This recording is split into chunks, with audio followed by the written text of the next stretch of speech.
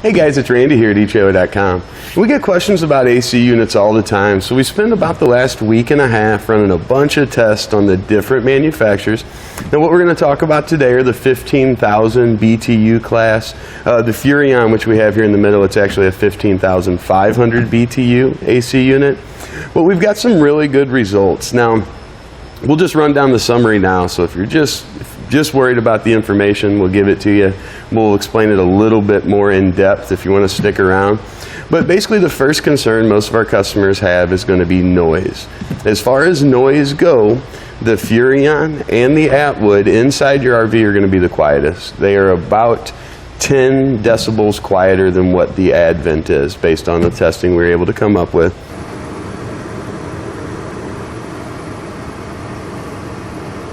Basically, the Atwood here, it runs at about 67 decibels with the compressor on, fan going.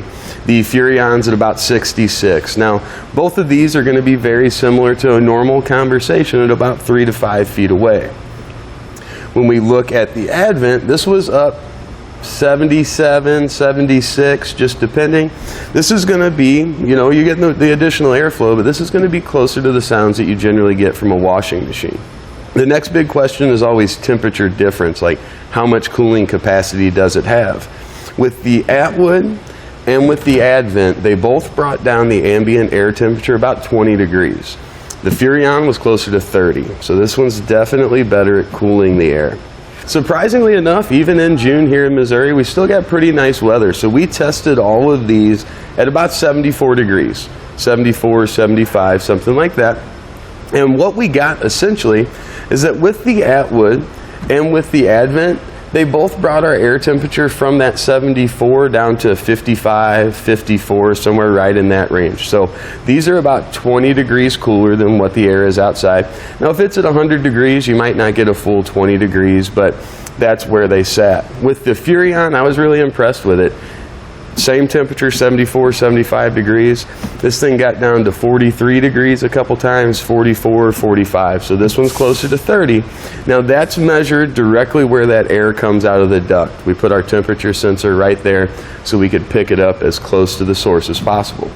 As far as generator use, a lot of times you'll be out boondocking, you'll be out somewhere where you don't have access to plug-in power or shore power. And they all would start with our generators. We used our 3200 watt etrailer generator. We could start each of them without any problems at all. The thing that comes in, and the one that I would recommend for generator use, is going to be the Furrion. The Furrion's compressor uses a separate motor than the evaporator versus the Atwood or the Advent. So these, while they don't really require any more power to start than the Furrion, these take a little bit longer, so they put a longer period of drag on your generator. That could cause, in some cases, depending on your generator brand, for these not to fire. The Furrion has a much shorter cycle there. The compressor kicks on very rapidly, so I like this one the best. The generator doesn't hardly have time to recognize the load before it's up and running. So that's something to keep in mind there. Another question we get are about capacitors. Capacitors are a small, kind of like a coil or kind of like a battery, and it can store power inside. When we ask the AC unit to come on, that capacitor discharges that energy it's got, and it helps out. It wants to help it along. So basically what we were doing is testing them. The Atwood comes standard with a capacitor. The Furrion comes standard with a capacitor. The Advent does not in most cases. So what you'll need to do if you want to use this, especially if you're going to be using it with a generator, get a capacitor, install it in there, and it's just going to help with that initial startup. It's going to help it out just a little bit, try to give it that little bit of boost that it needs to get everything working properly. As far as the generator questions, we get those a lot, and people want to know which generator they need to use to power them. And basically, this is going to be pretty specific, but our etrailer generators, whether you're using the 3200 or the two of the 2000s paralleled together, they started these each and every time with no issue. To go a step further than that, our two etrailer 2000 watt generators really surprised me. We ran the Atwood, which we started first. After the Atwood was running, we started the Furrion, and they fired right up. I was really surprised. Same to be said for that 3200 in parallel or the 3200 and 2000 watt kit we make. So if you've just got one air conditioner on there, any of those are going to work out really well for you. If you're going to be running two, the only exception would be if they both try to start at the exact same time. That's one of the most rare instances I think that you'll ever encounter, but if it does happen, it's going to trip your generator. You'll have to restart it. So just keep that in mind, but outside of that, they all work really well, even with the large BTU ratings with those generators that I've mentioned. The last is going to be airflow.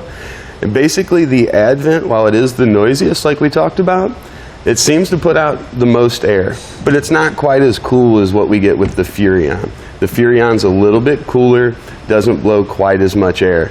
The Furrion's going to be for me. I like that bigger temperature difference. And then the Atwood, it just kind of stays right there in the middle. The airflow on this one's a little bit less than the Furrion. It cools at the same rate as what the Advent does.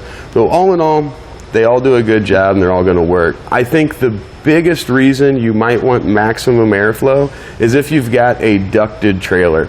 We're going to have one AC unit in the back, let's say, of the trailer, and we're trying to get it to push through those vents all the way up to the front. Outside of that, I think all three of them are going to be really adequate in that department. Now, looks are something that can sometimes be important. Back in the day, campers, none of them looked very nice, maybe except for the Airstream. It had a nice look to it, but the rest of them just looked like squares or rectangles. Anymore, the campers are stepping up their game. The camper manufacturers are looking nicer and nicer. And in my opinion, I know beauty's in the eye of the beholder, but in my opinion, I really like the looks of the Furrion. Has a really nice new age kind of a look. You can see it's got good lines on it, very aerodynamic. This one happens to be the one with the white top. It's also available in a black top. My second favorite in the looks department going to be the Atwood. It's a little bit more outdated in the appearance slightly. But again, this is something that's going to sit up on top of your camper and you're probably not going to look at it very often. But if you want your camper to look nice sitting out there, again, Furrion's where it's at. With the Advent here, I think it's slightly more outdated than what that Atwood is. So again, beauty's in the eye of the beholder. Everybody likes what they like, but with the new lines and kind of the new design on this Furrion, I think it's going to stand out amongst the other ones. Now, as far as which one I would pick and which AC unit I would choose to use, basically that's going to be the Furrion. I like the colder temperature. I like that quicker start when we're dealing with generators and things like that. All three of them are going to be adequate. I mean, the Atwood is extremely popular. The Advent, we sell just about as many as we can get. So they all do a good job. I just, after playing with them for the last couple weeks, I think the Furrion would be the way I would go.